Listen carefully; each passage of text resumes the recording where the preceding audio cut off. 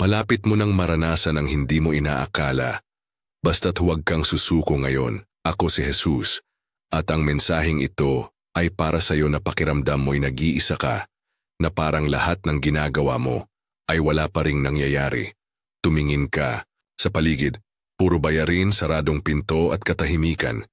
Pero hayaan mong ikwento ko ang isang tunay na pangyayari. Isang ama ang nawalan ng makakain para sa kanyang pamilya. Umiiyak siyang nanalangin. Panginoon, kung tunay kang totoo, ipakita mo ngayon. Sa hapon ding iyon may kumatok sa pintuan nila dala ang mga pagkain. Hindi niya sinabi kahit kanino. Nanalangin lang siya at narinig ko siya. Alam ko ang mga lihim mong panalangin. At sa mismong sandaling ito, gumagalaw ako. Gumagalaw ang langit para sa iyo. Darating ito sa paraang hindi mo inaasahan. Isang transfer, isang regalo, isang oportunidad. Maniwala ka lang. Ang pananampalataya mo ang susi para mabuksan ang nakasarang pinto.